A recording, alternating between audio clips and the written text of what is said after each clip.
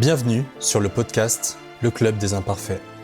Tu vois ces soirées où entre deux verres, on se raconte des anecdotes qui font pleurer de rire ou qui serrent le cœur. Ce podcast, c'est exactement ça. Ils ou elles partagent leurs histoires, leurs fous rires, leurs moments de doute, comme on le ferait avec un ami qui nous comprend.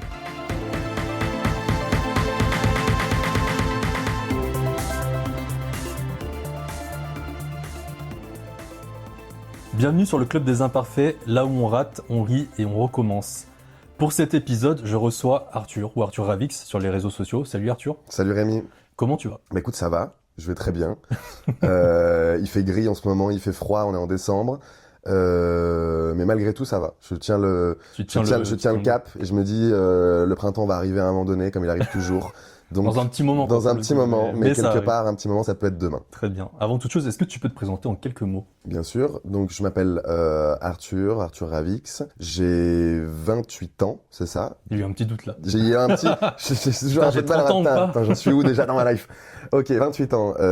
J'aurai 29 ans dans 3 jours. Oui, précis. Exactement, le 15 décembre. Voilà. Comme le rappeur Rof. Tout à fait. C'est une anecdote que j'aime rappeler. Je suis comédien, je fais du stand-up. Et là, je termine l'écriture de mon premier spectacle que j'aimerais lancer là pour cette saison 2025-2026 et l'exploiter le plus longtemps possible. À côté, je fais des vidéos aussi pour mes réseaux et je fais aussi de la radio où je fais des chroniques et où j'ai une émission avec un très bon ami où on fait un JT parodique une fois par mois. Voilà. T'as le nom de... Ça s'appelle le 20h07. Très bien. En retard sur l'actualité, en permanence. C'est notre credo. D'être un peu en décalage. Un peu en décalage. Exactement. Je le mettrai en description si jamais. J'en rêve, merci. Déjà, merci d'avoir accepté d'échanger avec moi autour du micro du Club des Imparfaits. Merci à toi. Pour débuter l'épisode, je te propose un petit tour de chauffe pour apprendre à te connaître un petit peu. Alors, quelques petites questions pour commencer tout doucement. Si tu devais décrire ta personnalité en utilisant des emojis, ce seraient lesquels ? Déjà, c'est très drôle. Ouais, j'utiliserais c'est relou parce que j'en utilise assez peu des emojis, donc il faut que je me fasse un panoramique de tous les emojis qui existent. Est-ce que tu es un mec plus texte ou vocaux ? Texte. Okay, tous les jours texte. Ouais. Je déteste les vocaux. Les podcasts. J'ai horreur de ça. Et en plus le truc c'est que j'arrive pas moi quand on m'en envoie à me mettre en x2. J'arrive pas à mettre le x2, ça me rend fou d'écouter quelqu'un en x2. Ouais. Donc je me fais tunnel sur des vocaux et j'aime pas en faire. Donc ça m'arrive comme tout le monde d'en faire, mais très rarement, mes textes tous les jours. Et j'aime bien maintenant au texte ajouter un smiley, mais tu sais les trucs qu'on utilisait il y a 13 ans, c'est-à-dire 2 points, parenthèse, qui ont disparu pendant un temps. Et maintenant je reviens avec. Tu vois, je trouve qu'il a un peu de charme celui-là. J'ai envie quelque part de créer ce changement-là dans le monde et qu'ils reviennent. Parce qu'on les a oubliés, c'est les pionniers de l'emoji, c'est les pionniers de l'emoji en fait. Ouais, tout à fait. Et on les a oubliés. C'est une take. Mais si je devais être des emojis, si ma personnalité devait être en emoji, je dirais le smiley mort de rire. Oui, forcément. Et l'original. Parce qu'après, on est passé, il y a le classique, les larmes, qui est devenu un peu usé. Et après, on a utilisé celui qui était décalé, comme ça. Oui. Tu vois ce truc-là ? T'as celui avec les grosses larmes, là. Et maintenant, celui de base, voilà, exactement. Voilà. Exactement, exact. Voilà. Et en fait, en vrai, je crois que je suis plutôt le premier. Donc, mort de rire, mine de rien. J'aime bien celui qui a il me semble qu'il y en a un avec...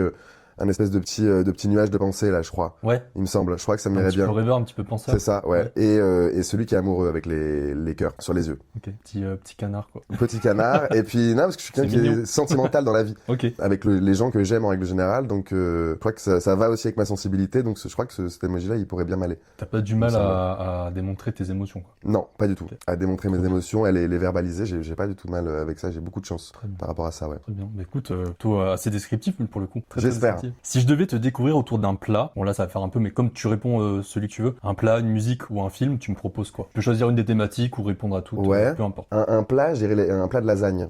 Ok. Ouais, un plat de lasagne qui est fait par notre mère. Tu vois, un truc, c'est pas n'importe quelle lasagne. Hyper précis. Tu vois, c'est par notre mère. Par notre mère. Parce que les lasagnes de nos darons, elles sont toujours meilleures que les autres. Tu manges des lasagnes dans un resto, c'est bon, mais c'est pas celle de nos darons. Pareil à Picard.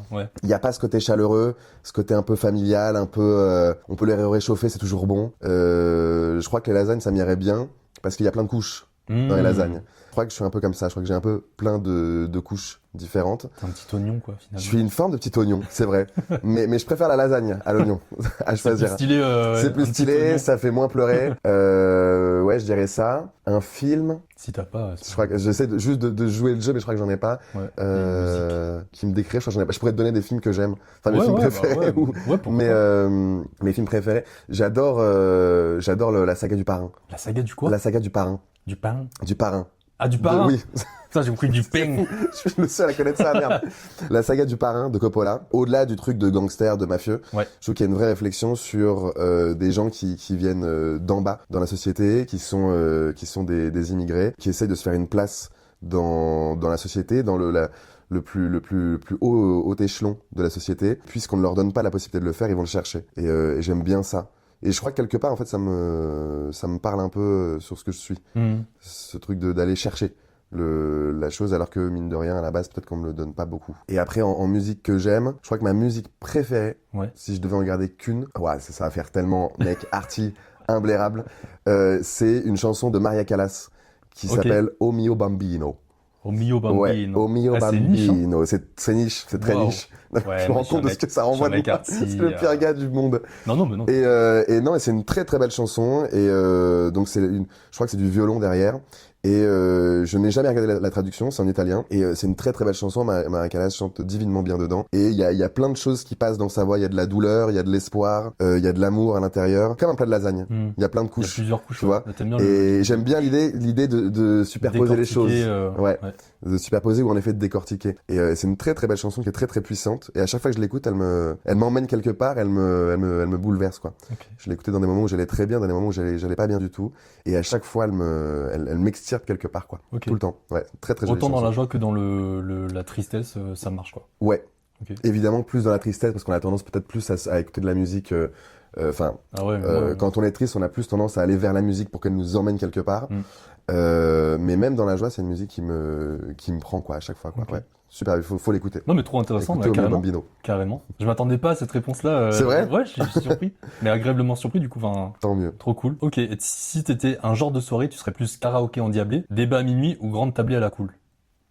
Ah, tous les jours débat à minuit. Mais dans une belle tablée. Le mec qui se mouille pas. Et on chante un peu derrière. Voilà. Non, mais débat, bien sûr. Okay. Mais pas un truc de débat chiant, pompeux ou politique, pas du tout. Un truc où on débat des choses de la vie, de ce qu'on ressent, de ce qu'on pense, de ce qu'on n'ose pas trop dire, même de nos complexes. Ce genre de discussion qui emmène jusqu'à très loin, quoi. Ouais, les débats de fin de soirée, quoi. C'est ça, tout à fait. Là, je vois absolument. C'est un peu le concept du podcast aussi. 2-3 adjectifs que ton entourage utiliserait pour te décrire. On se dit Arthur, tac au tac, c'est ça. Putain, je sais même pas si j'ai beaucoup entendu des gens, mes amis me décrire en ma présence. Même toi, comment tu te décrirais en 2-3 adjectifs? Drôle, à l'écoute, fidèle. Okay. Ouais. De belles qualités, finalement. Je suis Sagittaire, gars. Tu veux des belles qualités, évidemment. Les Sagittaires, les mieux. C'est vrai. Ok, très bien. Vu qu'on est sur le podcast, le Club des Imparfaits, si tu devais résumer ta relation avec l'imperfection en une phrase, ce serait quoi? Conflictuel à la base et apaisé par la suite. Aujourd'hui, plus apaisé que plus jeune, enfant, adolescent, quoi. Tout à fait, ouais. Okay. Je me trouvais très imparfait quand j'étais jeune et très jeune, et ça me posait problème. Aujourd'hui, je me trouve toujours imparfait, mais je l'accepte complètement et je vis très bien avec. Et c'est même peut-être une source de richesse, quelque part. Ouais. Mais un rapport étroit avec plus résilient, on va dire. Ouais. Par rapport tout à fait. Au passé. Ok, très bien.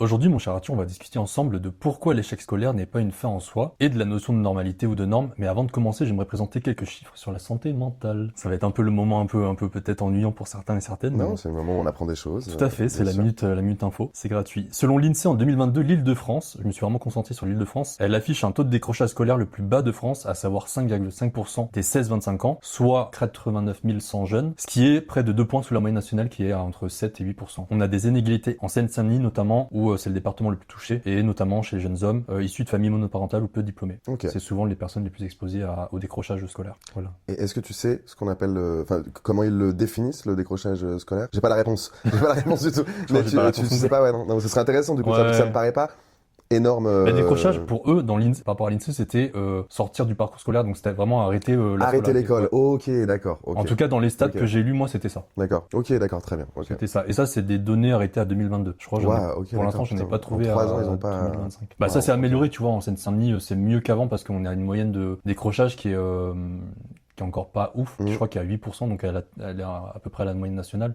Mais la Seine-Saint-Denis, ouais, les jeunes hommes dans Seine-Saint-Denis qui ont même famille, etc. Même 8%. La moyenne nationale, c'est 8%. Elle est à 7 et quelques, il me semble. Ok, c'est entre 7 et 8. Mine de rien, hyper conséquent quand même. Ouais. Ok, d'accord, ok. Voilà. C'était la minute info pour toi, mon cher Arthur. Merci beaucoup. Merci de ce chiffre. Avec plaisir. Aujourd'hui, on parle de ces étiquettes qui collent à la peau. Mauvais élève, hors norme, pas comme les autres, des mots qui peuvent blesser, mais qui cachent souvent des forces insoupçonnées. Pour commencer, mon cher Arthur, je te propose qu'on fasse un bond dans le passé pour mieux comprendre ton parcours. Première question, t'étais comment quand t'étais enfant ou petit ?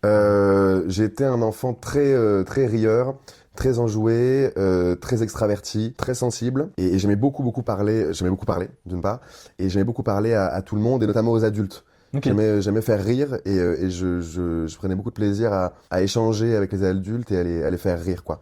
J'ai ce souvenir-là enfant, mais en effet très dynamique. Mais et en même temps, il y avait une part de rêverie et de sensibilité très développée chez moi aussi. Ouais. Moi, je me reconnais bien dans ce que tu dis. Ouais, sagittaire. un peu, pas pile. J'irais pas jusque la pile.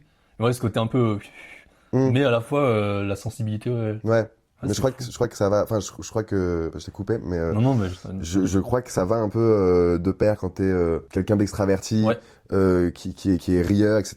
C'est que t'as besoin d'être entouré quelque part, de créer un entourage. Ouais, donc ça révèle, moi je crois, une forme de sensibilité qui est très développée, tu vois. Okay. Parce que, je sais pas, dans mon histoire, j'ai l'impression que c'est aussi parce qu'il y avait peut-être des carences à 2-3 endroits, tu vois, qui avaient besoin d'avoir des gens, parce qu'il y a une sensibilité qui est très développée, je pense. Okay. Je crois, c'est mon expérience. Mais arrête de raconter ma vie comme ça en caméra. On va faire un album un album à 2, gars. Album Sagittaire. J'en rêve, gars. Sagittaire vibe. Ok, donc t'es un enfant assez dynamique qui s'entendait bien avec les adultes. Est-ce que tu penses que t'avais un peu t'avais une réflexion qui était un peu plus poussée par rapport aux gens de ton âge ou pas forcément, mais enfin, comme tu dis, tu t'entendais bien avec les gens plus âgés? Ouais, je pense que déjà, je parlais très bien. Dès que j'ai commencé à formuler des mots, j'avais en fait.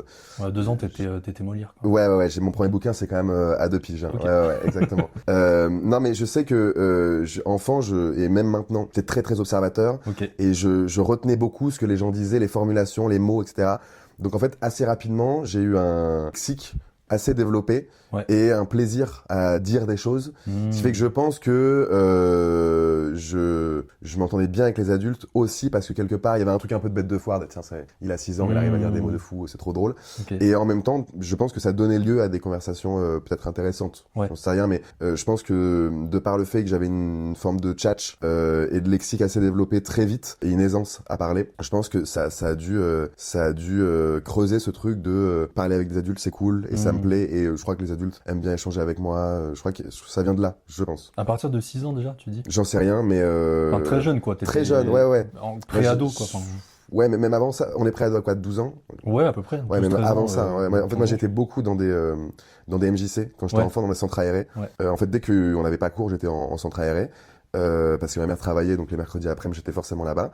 Et je me souviens que je parlais énormément avec les animateurs et les animatrices. Et dès tout petit, donc je sais pas, peut-être 5-6 ans, un truc comme ça, je crois que c'était assez facile pour moi d'échanger avec les autres, quoi. Ok. La tchatch facile. Tchatch facile. Toujours pas perdu. Toujours pas perdu la carte. Au plus proche de nous. Toujours dans cette époque-là, t'as évolué dans quel contexte familial, toi? Est-ce que c'était un contexte plus des sujets qui est un peu tabou? Est-ce que tu parlais de tout avec tes parents? C'était assez libre? Moi, j'ai grandi qu'avec ma mère. Okay. J'ai pas connu mon père. Donc, on était dans une famille monoparentale. Je suis fils unique. On n'avait pas tellement plus de famille que ça en plus. Donc, j'étais très avec ma mère. Je crois que dans mon enfance, on a pu parler d'à peu près tout. Moi, j'étais relativement fusionnel avec ma mère. Donc, il me semble qu'on échangeait à peu près autour de tout. Il n'y avait pas de tabou, je crois. tu vois. Et après, je pense comme beaucoup d'adolescents, beaucoup de jeunes, c'est à l'adolescence, la préadolescence, qu'il y a une rupture qui s'est créée, tu vois. Mais à la base, non, je crois que parlais avec ma mère, sans problème, non, il me semble. Ouais. Okay. C'est peut-être une vision biaisée de mon enfance, mais je crois pas. Okay. Non, de toute façon, t'as des souvenirs assez précis, t'as pas de blackout comme certaines personnes. Ouais, non, heureusement, t'as eu beaucoup pas de du trauma, tout. des choses comme ça. Non, j'ai eu une enfance assez heureuse, quoi. Il n'y a pas eu d'événement de drame, quoi. Okay. Ouais. Et est-ce que, du coup, autre question qui me vient par rapport à ça, t'es pas obligé d'y répondre en détail, mais du coup, est-ce que le fait de pas avoir connu ton père, est-ce que ça a eu un manquement au niveau relationnel, affectif ensuite dans ta vie, provoqué est-ce que tu t'as senti qu'il y a eu un manque ou pas forcément parce que ta mère a pris le rôle des deux et tu t'as pas ressenti forcément de manque quelque part? Si, je pense que c'était une situation familiale qui était un peu particulière et très singulière. Donc ça a créé bien sûr des manques affectifs quand tu grandis sans l'un de tes deux parents, ça crée évidemment un manque, ça crée un déséquilibre et peut-être que ça crée aussi un masque social plus important. Moi, je suis assez sûr que si j'avais grandi dans un schéma familial plus classique, disons, plus courant, je serais certainement beaucoup moins drôle et certainement beaucoup moins, j'aurais peut-être beaucoup moins la tchatche que ça, je parlerais beaucoup moins. Je pense que l'axe d'humour dans ma personnalité, qui est un truc qui est là depuis que je suis né, je pense qu'il est directement induit par ça. Parce que quand tu fais rire des gens, on te pose moins de questions, t'es plus armé, c'est un masque social qui est un peu impressionnant aussi parfois pour certains et certaines, donc on vient moins te chercher sur autre chose et en effet tu mets un masque, tu mets une espèce de façade entre les gens et ce qu'il y a derrière toi, quoi. Et je crois qu'enfant j'étais déjà pas très à l'aise sur le fait de pas avoir de père et je crois que j'avais pas envie qu'on le voit trop, et le fait que j'en avais pas, et le fait que j'étais pas à l'aise. Donc je pense que ça a créé ça. Oui, tu t'es créé un espèce de persona à partir de ça, quoi. Plus de masque que de personnage, parce que c'est malgré tout toujours moi, et ça a toujours été moi, mais plus un masque. Tiens, hop là, c'est le masque du clown, et voilà ce que vous verrez, et c'est très cool, et on en reste là, on pose pas plus de questions, c'est ok. Je vois très bien. Je pense que c'est ça que ça a créé. Encore une fois, Arthur, n'étale pas ma vie privée. On va le faire cet album, gars, c'est sûr. On va le faire, c'est sûr. Non mais c'est hyper intéressant parce que ça parle. Je pense que ça parle. Moi, ça me parle beaucoup ce que tu dis. Et en plus de ça, je pense que ça va faire beaucoup écho chez d'autres personnes. C'est assez courant, malheureusement ou heureusement, mais je pense que c'est assez courant comme situation. Est-ce que tu te souviens du premier moment où tu t'es senti en échec à l'école? Et en gros, t'avais quel âge à peu près? Qu'est-ce qui s'est passé? Est-ce que t'as un débrief de souvenirs je crois que j'ai commencé à rencontrer l'échec scolaire quand j'étais en CM1, il me semble. Okay. Donc, t'as commencé à 8 ans, quelque chose comme ça, je crois, sensiblement, j'étais dans une école où j'étais depuis le CP, ça se passait bien, et la maîtresse que j'avais, il me semble, part en congé maternité, quelque chose comme ça, ou alors elle part pendant un temps donné qui est relativement important, et il y a une nouvelle prof qui arrive, qui est une prof très sévère, mais très cassante, très dure, assez peu, voire pas du tout pédagogue. Et c'est là que j'ai commencé il y a eu un petit rupteur, quoi. C'est là que j'ai commencé à décrocher un peu. Okay. Tu vois, c'est là où j'ai commencé à avoir du mal à faire un travail d'élève. Et à partir de là, ça m'a suivi jusqu'à, je crois, la terminale, en fait.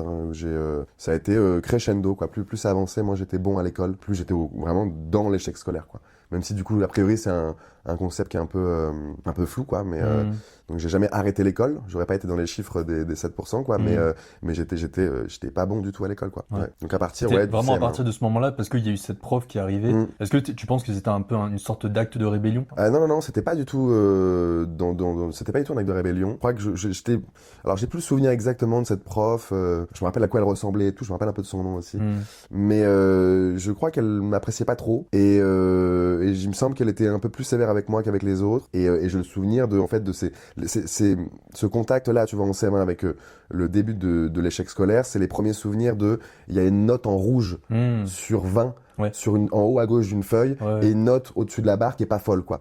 Tu vois, et c'est ce truc-là que je reçois dans la figure, que je trouve très violent et qui du coup crée un endroit dans le scolaire qui est un endroit de défiance, quoi. Tu vois, là, en fait, pas du tout. En fait, j'aime pas trop ce truc-là, quoi. Okay. Être noté et recevoir en fait une mauvaise note à brûle-pourpoint comme ça, sans rien, sans discussion, sans sans pédagogie derrière par rapport à ça, juste tiens, on te donne ce truc-là qui est une mauvaise note et puis tu en fais ce que tu veux avec tes petites armes d'enfant, quoi. Un peu un sentiment d'injustice. D'injustice, peut-être, et même de culpabilité, quoi.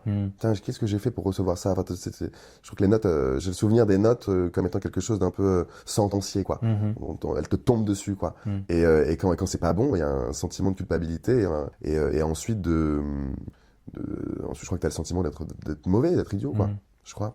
Mais justement, ce sentiment de culpabilité, est-ce que toi, on te l'a fait ressentir, les adultes, notamment autour de toi, ou peut-être les enfants, mais je pense qu'ils ont un peu moins cette notion à cet âge-là, mais est-ce que des parents, notamment ta maman, des profs t'ont fait ressentir ce truc-là le fait que toi, tu culpabilises d'avoir des mauvaises notes? Est-ce qu'on t'a fait des remarques, des critiques, on t'a dit que t'étais peut-être un peu moins, je sais pas comment dire, moins performant que d'autres élèves, par exemple?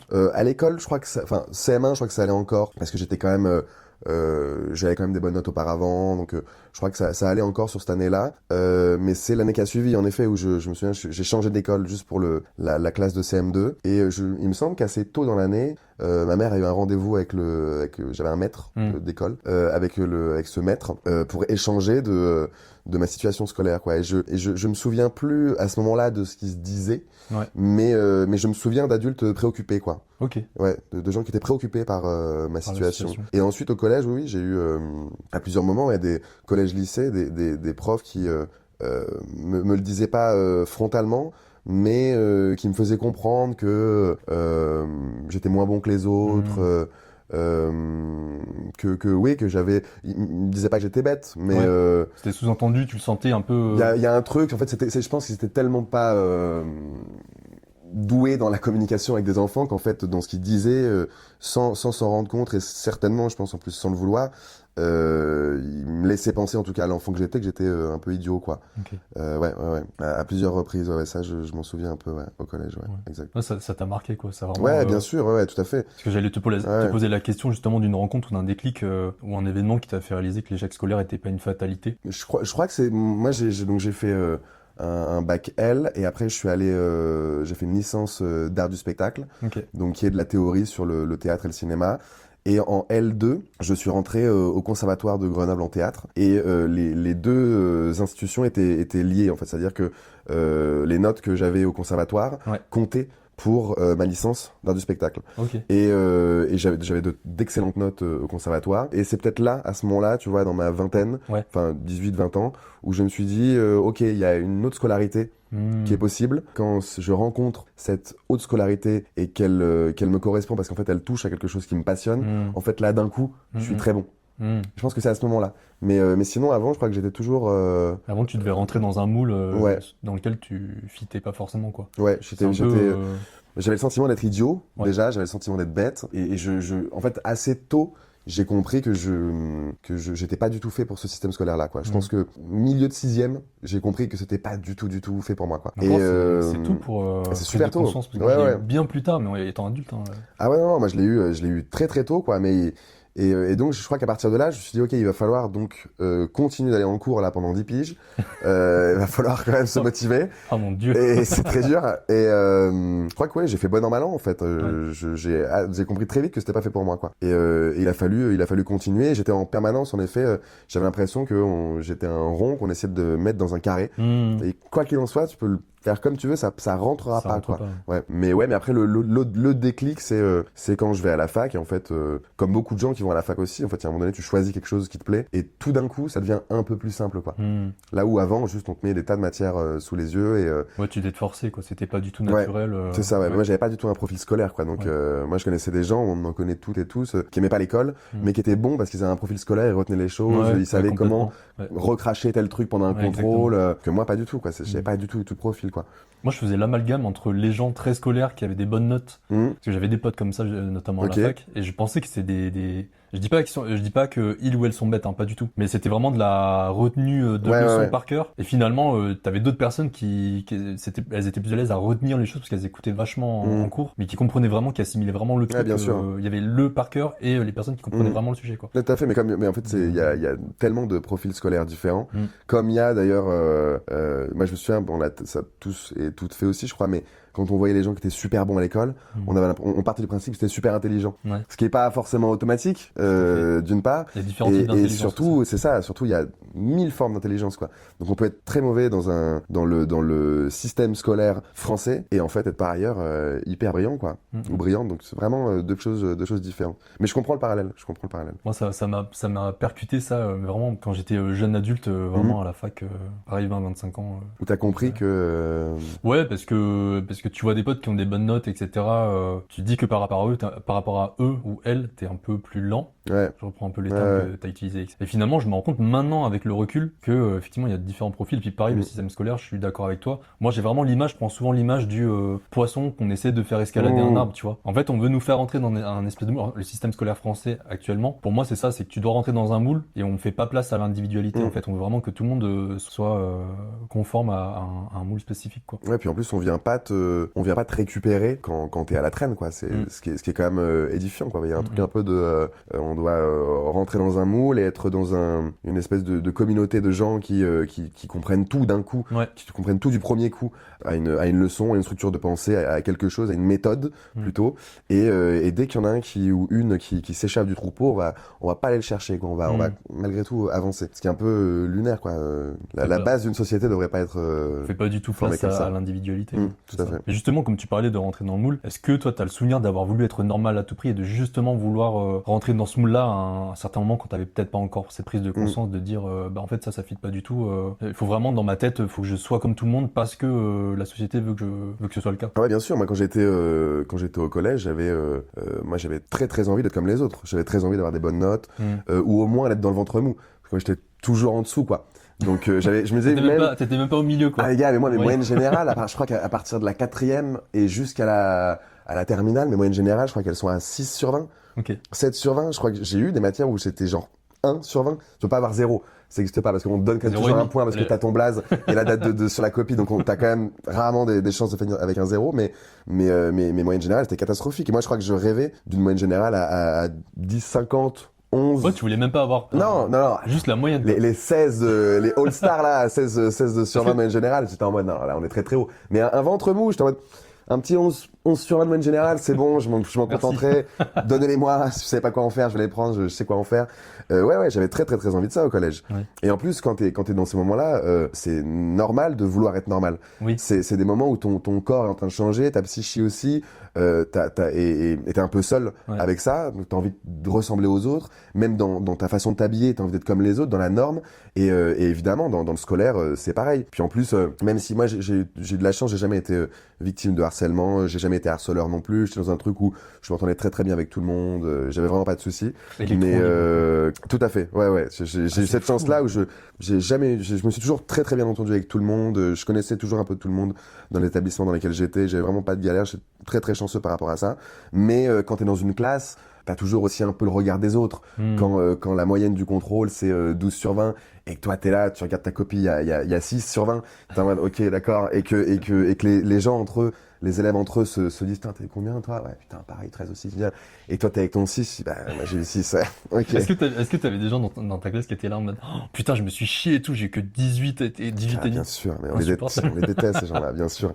Mais bien entendu, bien sûr, il y en a eu. On a tous vu des gens pleurer pour un 16. Ouais. Mais oui, bien sûr. Et moi regarde ma copie, tiens. Moi j'étais dans le fond de la classe. Je crois que c'est au lycée parce qu'au lycée il y a un truc où il y a une prise de conscience des élèves, comme t'avais un bac en première et donc en terminale, de ok les notes c'est important, c'est quelque chose, c'est un pied vers l'avenir quelque part. Et donc là moi à ce moment-là j'étais très désinvolte par rapport à ça. J'étais avec tous mes copains en fond de classe et on voyait des gars ou des jeunes filles pleurer pour un 16 sur 20. Putain les gars, on n'a pas la même vie parce que nous là on est avec nos zéros les gars. Je peux te dire qu'on s'en fout complet. Juste on attend de sortir pour fumer une clope, c'est tout. On a mis plein la gueule derrière. C'est ça. Ah non mais bien sûr on les a vus. Et en même temps je crois que je les comprenais pas trop ces gens-là et à l'époque et maintenant en fait je peux les comprendre quoi. Ouais. Si en fait quelque part tu t'as pris soin de travailler avant une épreuve et que t'as visé le meilleur et que quand t'arrives à la fin que t'es pas au meilleur mais t'es à un petit peu au-dessous, en fait c'est normal d'être je pense que c'est de plus pas cet être content aspect-là, ouais, plus que le fait de putain j'ai eu 18, c'est catastrophique, etc. C'est ça. Je pense que c'est des gens qui sont très exigeants avec eux-mêmes surtout, je pense. Ouais, puis c'est normal quand tu travailles de vouloir arriver tout en haut, quoi. Mais non, c'est nous qui n'avons pas la bonne réflexion à ce moment-là. C'était nous qui étions trop bêtes. Alors nous, pas les Sagittaires, mais les autres, les Verseaux, c'est votre faute, tout ça. Justement, à cette époque-là aussi, c'était quoi les attentes de ton entourage? Par exemple, ta maman. Ouais, moi, ma mère, elle attendait énormément. Okay. Tu l'as vécu comment, ça, justement, ces attentes-là? Et ben, moi j'étais, en fait, je crois que ma mère, elle est comptable, donc elle est très douée en maths. Pour elle, c'est évident, les mathématiques. Moi, c'est l'opposé. J'ai un profil qui est 100% littéraire, donc les maths, j'ai jamais compris. Et même avant qu'on... 18. Ah putain. Aïe. Mais avant même qu'on rajoute des lettres, etc. C'est-à-dire que déjà, les trucs de division, de retenue, de trucs, je suis en mode, les gars. En plus, avec les lettres... Prenons une calculette et on se casse pas la tête et vraiment juste on fait du français, quoi. Et donc, mon échec scolaire, il a d'abord commencé par les maths. Ouais. Et ma mère, je crois que ça la rendait un peu ouf, quoi, parce qu'elle avait un esprit mathématique. Elle a toujours un esprit mathématique, d'ailleurs. Et donc, il y avait deux esprits qui rentraient en conflit, qui se comprenaient pas. Et ça mettait encore plus en exergue, selon moi, dans mon regard de moi à moi, mon échec scolaire, où je me disais putain, mais là vraiment j'y arrive pas, ma mère doit être déçue. Et ma mère, après, donc le temps avançant, ma mère était très préoccupée par mon échec scolaire, quoi. Donc c'était beaucoup d'inquiétudes, beaucoup de disputes, beaucoup de pleurs et beaucoup d'incompréhension, quoi. À des âges où déjà, quand t'es adolescent ou adolescente, tu t'es déjà un peu en rupture avec tes parents. C'est des relations qui commencent à être moins fluides et donc l'échec scolaire a accentué ça. Et oui, je crois que ma mère, comme tous les parents, mais moi j'étais son seul enfant, elle attendait beaucoup. Et moi je disais putain, mais je suis pas. C'est aussi ça la culpabilité, tu vois. Je parlais tout à l'heure. Je peux pas lui donner des remarques non. en direct, mais c'est toi qui te rajoutais cette pression-là parce que une maman qui elle brille en mathématiques. Ouais, puis c'est même au-delà même du fait qu'elle brille en mathématiques, c'est que quand t'es adolescent ou préadolescent, t'as quand même un truc de l'enfance de faire plaisir à tes parents. Quand t'as ces âges-là, en fait, faire plaisir à ses parents, c'est essentiellement être bon à l'école. Tu vois, enfin, tu peux difficilement te targuer d'autre chose, quoi. À ce moment-là, je me disais, putain, mais je crois qu'inconsciemment, et un peu consciemment quand même, je me disais, putain, mais je suis en train de décevoir ma mère, je la rends triste, je la mets en colère aussi quelque part, parce que je pense que quand t'as un enfant en échec scolaire, il y a beaucoup d'émotions, mais il y a aussi la colère, tu vois, c'est normal, on est des êtres humains. Et donc elle m'a jamais mis la pression, elle m'a jamais fait de réflexion, au contraire, tu vois, mais c'est la première à me pousser, mais je sentais bien que je lui rendais pas ce truc-là. Et en plus, c'était partagé avec ce qu'on disait là de le rond dans le carré. Donc c'est-à-dire que je suis dans un endroit, le milieu scolaire, où je me rends compte que c'est pas fait pour moi, et en même temps, mon travail d'enfant, à ce moment-là, c'est d'être bon là-dedans. Pour faire plaisir à ma mère, tu vois. C'est une réflexion d'enfance, tu vois. Et en plus de ça, t'as un autre contrat avec ta maman où toi t'as envie de... Et c'est deux contrats où ça marche pas, qui sont liés l'un à l'autre, et les deux contrats, ça marche pas. Pression, quoi. Ouais, c'est ça. Et en plus, on se met vite la pression quand on est enfant, quoi. En plus, on se cherche encore, enfin, on se connaît pas encore. Moi, je me rappelle en seconde, notamment, on me demandait qu'est-ce que tu veux faire dans la vie. Ouais, tu sors, t'es en seconde, on te demande de choisir une. Ça se fait plus maintenant, je crois que c'est différent, mais. Ah, ok, d'accord. On te demandait est-ce que tu veux aller en S, en L. Ah oui, oui, par rapport à ça, putain, c'est ça. Oui, maintenant ils prennent filières, je crois. Ça existe plus. C'est ça. Maintenant, ça existe plus. Je crois qu'ils. C'est des spécialités, tu choisis. Ils prennent des spé, c'est ça. Ils prennent des options, mais bon, ça revient un peu au même finalement. Mais il y a plus ce truc-là, quoi. Mais non, mais oui, c'est fou, c'est que même très jeune, on te demande ce que tu veux faire dans la vie, quoi. Alors que, enfin, vraiment.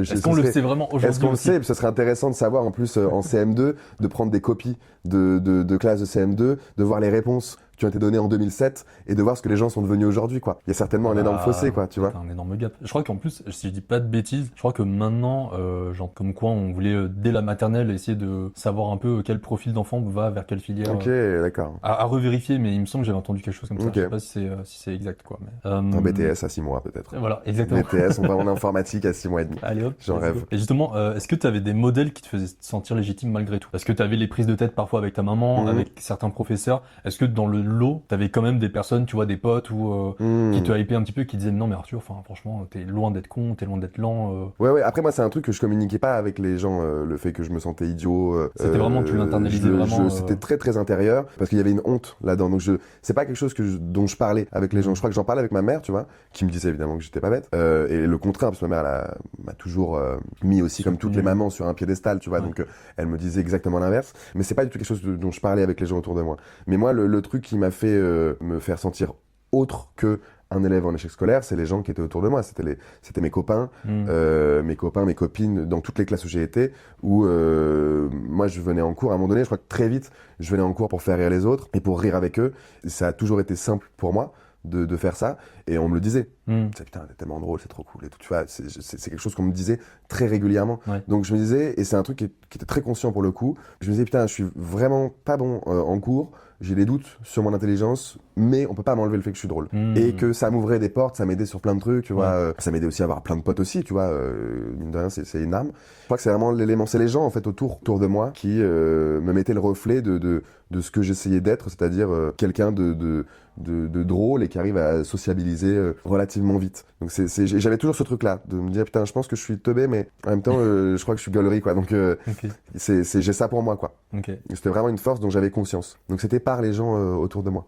C'était vraiment le fait que tu aies de l'humour qui t'a un peu aidé ou peut-être voire sauvé.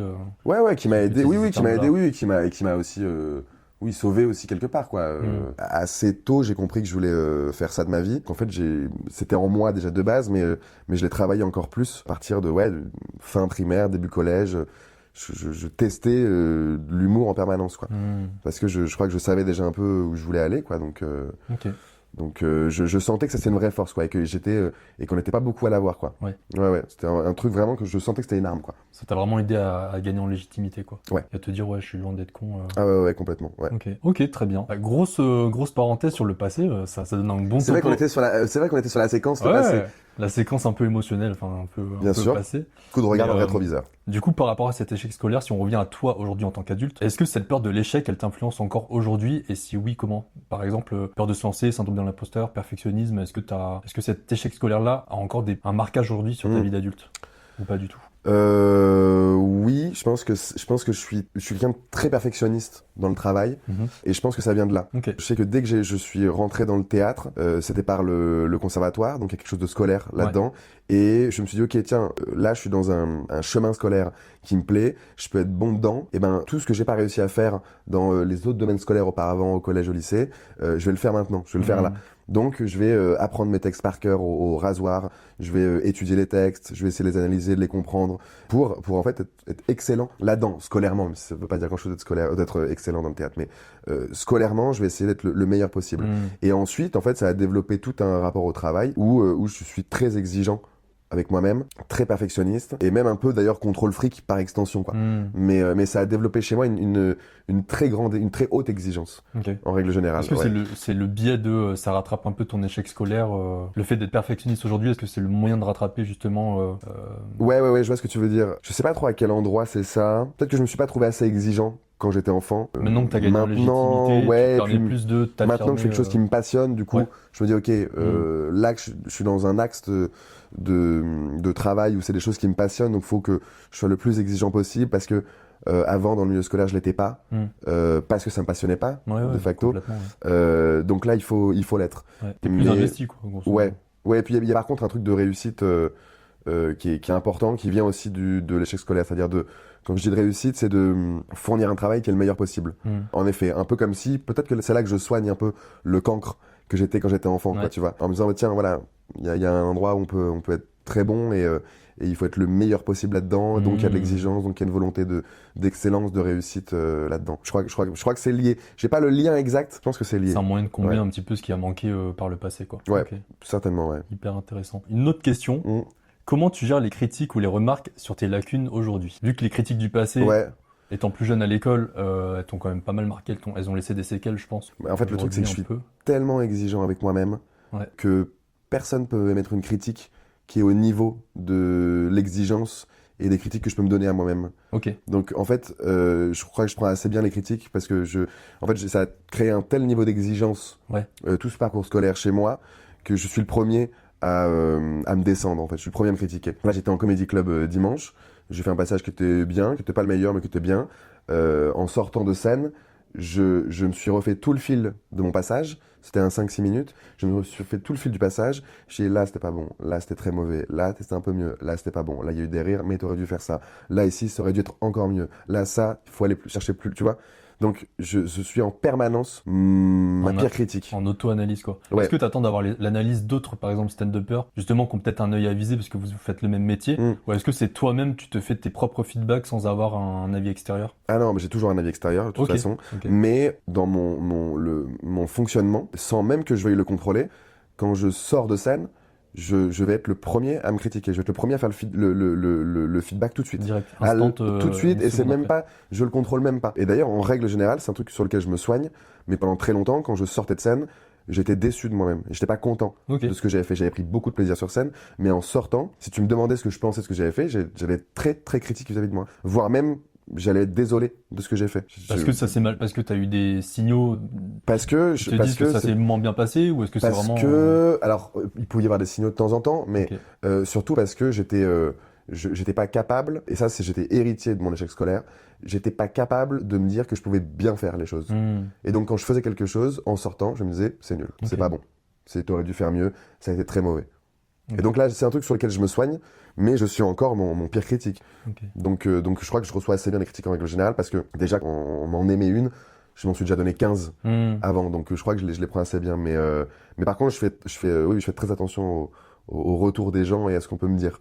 Il y a encore un peu l'aspect du masque dont tu parlais au début de l'épisode. En gros, tu avais un gilet pare-balles avant qu'on puisse t'attaquer sur tel ou tel sujet. Toi-même, tu es ta propre critique. Du coup, on peut, entre guillemets, on peut plus t'atteindre parce que tu t'es déjà un peu tiré dessus et flagellé avant, quoi. Ouais. Mais c'est ouais. Non, mais c'est vrai qu'il y a aussi de ça. Mais c'est vrai, t'as raison. Je l'ai paraphrasé. Mais je crois que je suis quand même, malgré tout, très, très à l'écoute de ce qu'on va me dire. Mais en effet, peut-être qu'il y a aussi de ça. C'est une forme de protection aussi vis-à-vis des autres. De se dire, si je me surine d'abord, qu'on pourra me dire derrière sera forcément mieux parce que je vais aller ça fera un peu moins plus mal, douloureux. Ouais, tout à fait. Je comprends totalement. On va faire cet album. Si on parle un peu de l'impact de la non-normalité, parce que là on était quand même pas mal focus sur l'échec scolaire, par rapport à la notion de norme, toi est-ce que tu te sens encore parfois hors norme vis-à-vis des autres, et dans quelle situation typiquement? Situation sociale, tu vois, dans à peu près tout. Moi je me sens jamais très en phase avec le reste du monde. Enfin, moi j'ai l'impression d'avoir toujours un peu ce truc que tu traînes quand t'es adolescent ou adolescente, où t'as l'impression d'être le plus bizarre ou la plus bizarre. T'as l'impression que t'es celui ou celle qui a le nez le plus long de la classe, qui a l'épaule la plus tordue du fond de la classe. Je crois que j'ai toujours ce sentiment-là. La seule chose, c'est que, contrairement à quand j'étais adolescent, je sais qu'on pense tous ça de nous-mêmes, mais je me sens relativement en décalage un peu tout le temps. Ouais, avec les gens, je me sens très sensible, plus sensible que d'autres personnes. J'ai l'impression d'avoir plus de mal à exécuter les codes de société, les codes de vie normale. Ouais, je me sens hors norme, j'irai pas jusque-là. Il y a des codes sociaux que t'as peut-être pas. Est-ce que tu t'es déjà posé la question, par exemple, je pense à la neuroatypie, alors là c'est des notions vraiment, je suis pas expert dessus, mais je connais pas du tout. Neuroatypie, neurodivergence, ou alors l'autisme, etc. Parce que je sais que moi j'ai des potes autistes, notamment des Asperger, etc., où en fait ils ont pas forcément ces codes sociaux. Ils se sentent un peu en décalage. Ah oui, d'accord, ok. Oui, non, c'est pas dans ce sens-là. Ok. Non, je pense que ce que je me dis là, c'est un truc en fait qui est très humain, quoi. Mais j'ai un sentiment de décalage beaucoup avec les gens. Les gens de ton âge ou les gens en général En règle générale. Ok. Je crois que je suis beaucoup en posture d'observation. En règle générale. Bienvenue dans la team. Ouais, mais tu vois, mais c'est vrai, hein, moi je me sens pareil, tout à fait en observation, en permanence. Et du coup, comme j'observe beaucoup, je crois que quand il faut faire société, c'est une chose qui m'ennuie un peu et que je comprends pas. Mais pas parce que il y a quelque chose dans ma psyché qui fait que je peux pas le faire, mais parce que j'en vois pas la portée, j'en vois pas l'intérêt. C'est plutôt dans ce sens-là, tu vois. Parce que, et ça vient aussi certainement de l'échec scolaire, mais évidemment de cette période-là d'adolescence où je crois que j'ai tellement pas été dans la norme d'une classe à l'école, au collège, au lycée, que ça m'a mis en position d'observation et ça m'a mis dans une position de ok, on sera jamais trop dans la masse. En fait, s'il faut qu'on se fonde dans la masse, il faut qu'on on soit comme tout le monde, même si ça va pas dire grand chose, ça va être difficile, ça va être très très difficile. Et c'est quelque chose que j'assume complètement. D'ailleurs, c'est pour ça que je fais de l'humour d'ailleurs, même, je crois. C'est pour pointer ces choses-là de la vie où on fait les choses sans s'en rendre compte et sans se poser la question. Des choses dites normales, quoi. Enfin, ouais, des banalités, des normalités. Ouais, de faire société, en fait. C'est un peu ça, quoi, quelque part, quoi. Mais justement, toi, la normalité, tu vois, le sens de normalité, est-ce que toi, tu as une définition de la normalité aujourd'hui ou pas du tout? Mais je crois qu'être normal, c'est se sentir différent ou différente, c'est se sentir anormal, c'est se sentir en décalage. Comme le titre d'un morceau d'Orelsan, je crois, ou c'est même un album d'ailleurs, Seul avec du monde autour. C'est ça en fait, être normal. En fait, on a toujours l'impression qu'on a ces sentiments-là que je viens de citer toutes et tous, et on est persuadé que le reste du monde ne les a pas, et que nous, on est sur la bande d'arrêt d'urgence, en train de bouger ou non, et que le reste du monde est sur une voie rapide, et que c'est facile pour tout le monde. Alors que pas du tout, je crois qu'on se sent tous trop petits dans des chaussures trop grandes. Et je crois que c'est ça, être normal. C'est se dire, c'est bien dit. Je suis anormal. Je crois que c'est vraiment ça. Quel poète. Yeah. Non, mais c'est super intéressant. Non, mais vraiment, moi, ça me parle ce que tu dis. Et justement, tu vois, par rapport à la différence, le fait de te sentir différent. Toi, pour toi, aujourd'hui, on peut dire que c'est devenu une force, du coup, par rapport à ce que tu as dit. Ouais. Ah ouais, c'est un bien truc sûr. que tu assumes totalement par rapport à quand tu étais plus jeune. Ah ouais. T'en as plus honte du tout. Complètement. Et même, je suis trop content d'avoir même une histoire personnelle atypique, des choses qui ont pu m'arriver qui sont singulières, parce que ça fait mon histoire, ça fait mon chemin. Et je crois que, et c'est quelque chose qui est assez important dans ma vie aujourd'hui, dont j'avais pas conscience quand j'étais plus jeune, c'est que chacun, chacune, on a nos chemins qui sont les nôtres.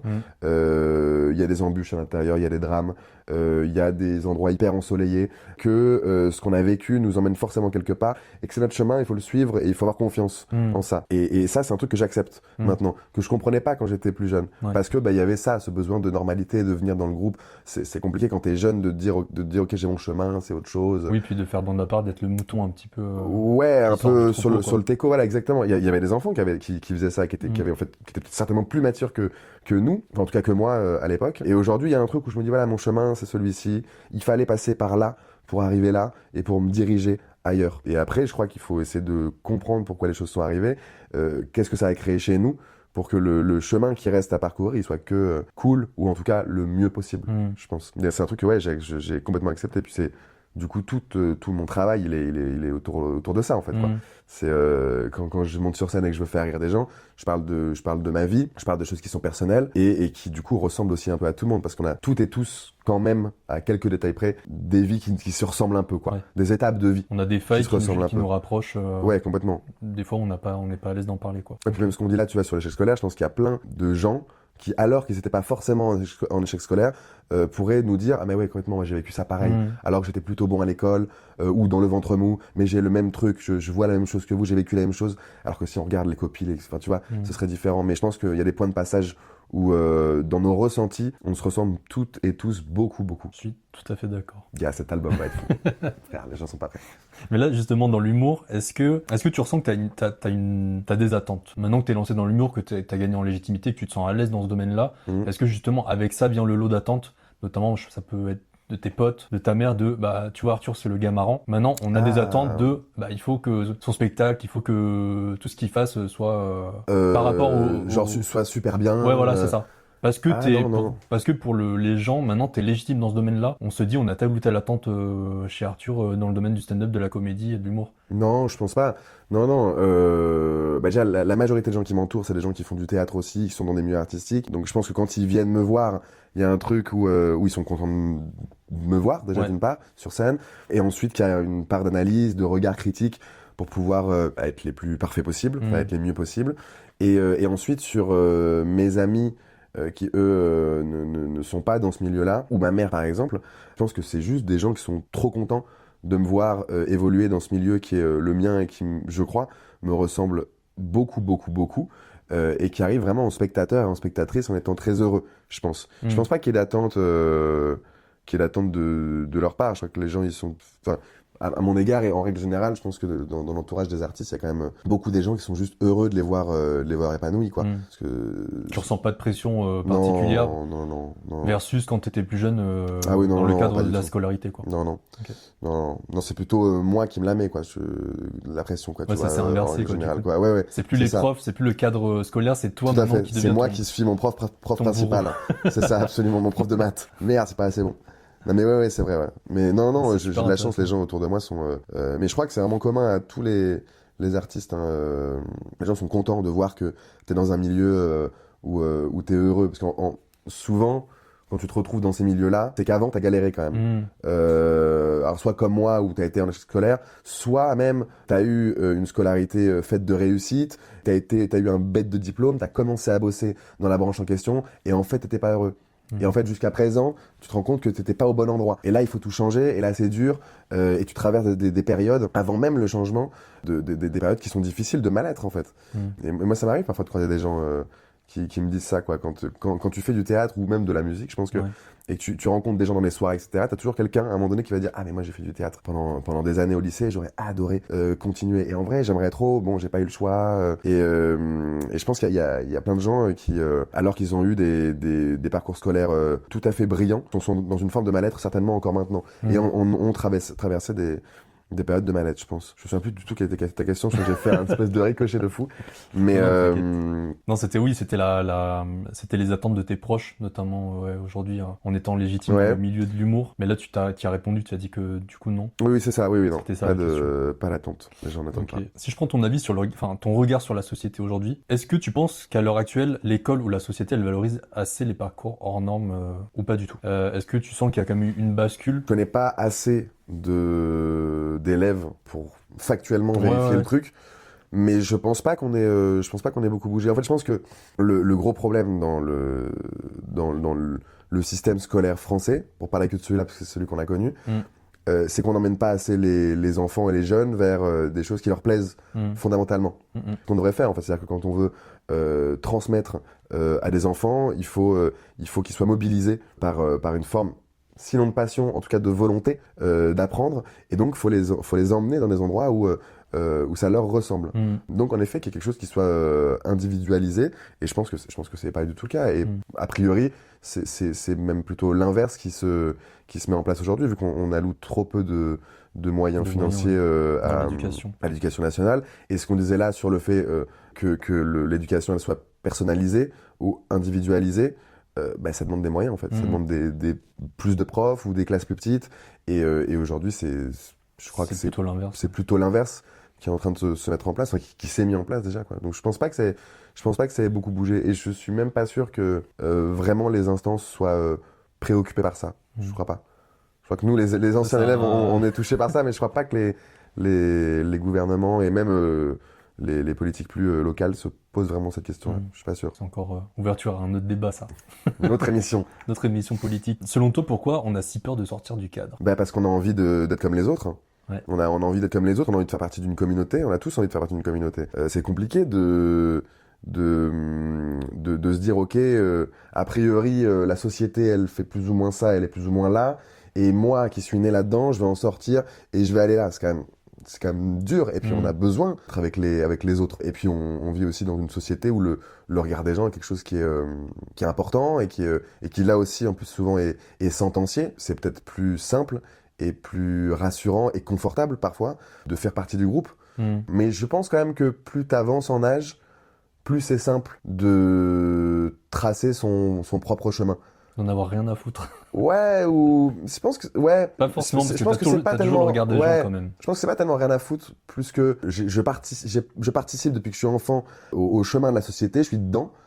Mais je me rends compte que ça me correspond pas. La vie est trop courte. Maintenant, à un certain âge, je me connais un peu mieux, j'ai plus de maturité. Je sens que c'est là-bas qu'il faut aller. Et alors, je vais aller là-bas parce que je veux pas perdre mon temps ici. Plus qu'un je m'en foutisme, tu vois. Je pense que c'est plus quelque chose, à un moment donné, t'as expérimenté le fait d'être dans les groupes, d'être dans un semblant de normalité, et que tu te rends compte que ça te correspond pas, que l'herbe, pour toi, elle est plus verte ailleurs. Faut aller absolument ailleurs, quoi. Une question d'affirmation, pour le coup. Ouais.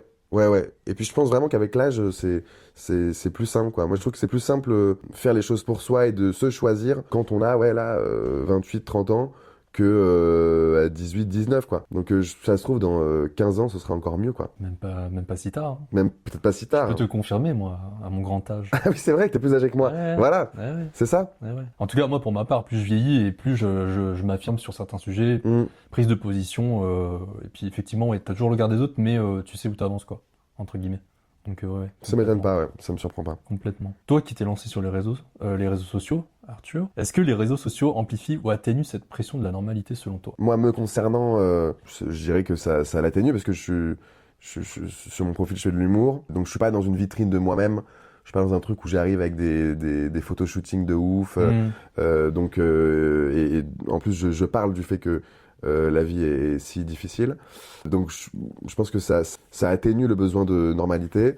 Après, je pense que les réseaux sont faits pour, mettant à part moi mon rapport au réseau, je pense que les réseaux sont faits pour créer une normalité, qu'elle soit visuelle, plastique, et que chaque utilisateur ou utilisatrice se questionne de sa normalité et qu'à la fin, il tente de rentrer dans la normalité. Et donc de rester sur les réseaux et sur les algos, parce que c'est le but. Mais moi, j'ai pas un rapport au réseau où je me sens, où j'ai besoin d'être dans la normalité. Mais parce que mon rapport au réseau, c'est de créer des choses dessus, donc du coup, c'est un peu différent.